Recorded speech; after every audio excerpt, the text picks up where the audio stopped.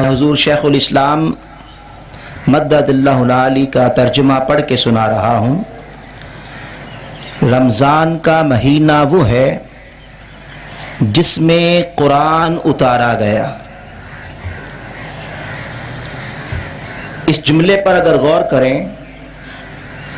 تو یہ جملہ خود قرآن اور رمضان میں ایک تعلق قائم کر رہا ہے، اور وہ یہ کہ 12 ماہ ہیں سال میں، ان 12 مہینوں میں قرآن کے نزول کے لیے جس مہینے کا انتخاب ہوا وہ رمضان المبارک ہے۔ تو یہیں سے اس کا تعلق شروع ہو جاتا ہے۔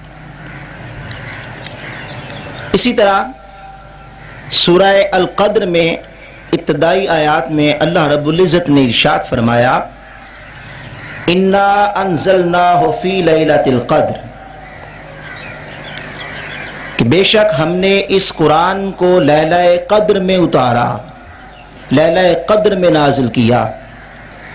تو یہاں سے بھی پتہ چلتا ہے کہ قرآن مجید لیلہ قدر میں اترا، اور لیلۃ القدر بھی رمضان المبارک کے آخری عشرہ کی طاق راتوں میں آتی ہے۔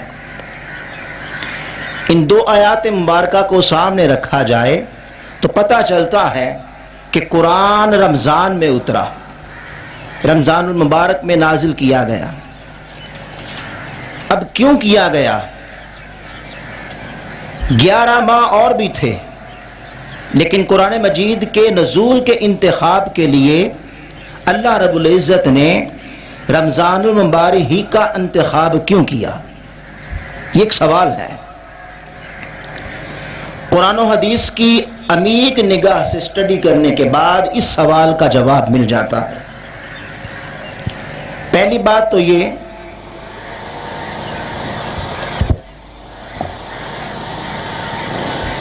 کہ نبی کریم صلی اللہ علیہ وآلہ وسلم نے ارشاد فرمایا، حضرت ابو ہریرہ رضی اللہ تعالیٰ عنہ روایت کرتے ہیں، فرماتے ہیں ان ابی ہریرہ رضی اللہ تعالیٰ عنہ یقول قال رسول اللہ صلی اللہ علیہ وسلم قال اللہ تعالی کل عمل ابن آدم لہ الا الصیام۔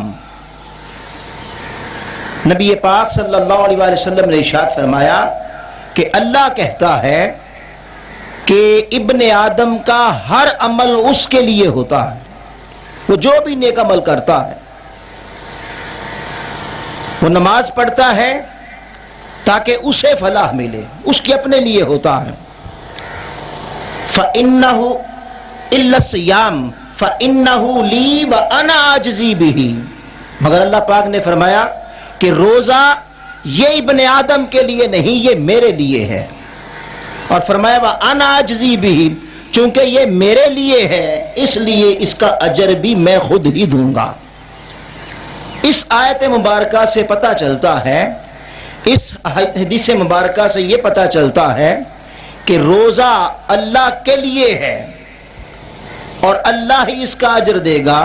تو پتہ چلا کہ روزہ وہ عظیم عبادت ہے جو اللہ کا قرب عطا کرتی ہے، جو اللہ تعالیٰ کی بارگاہ میں بندے کو بلند کر دیتی ہے، اور اتنا بلند کرتی ہے کہ خود اللہ تعالیٰ نے ارشاد فرمایا کہ بندے چونکہ تو نے میری خاطر بھوک پیاس اور شہوات نسوانی سے، شہوات انسانی جو انسان کے اندر پائی جاتی ہیں، ان سے تو نے میری خاطر ان کو اپنے نفس کو روک لیا ہے، لہٰذا اب اس کی جزا بھی تجھے میں دوں گا۔ اب وہ جزا کیا ہے؟ بہت ساری اس کی صورتیں آتی ہیں۔ ایک یہ ہے کہ روزہ اللہ کا دیدار کروائے گا، ایک یہ ہے کہ روزہ داروں کو ایسے دروازے سے باب الریان سے داخل کیا جائے گا جس سے کسی اور کو داخل نہیں کیا جائے گا۔ تو اللہ کے قرب کا باعث بنا روزہ۔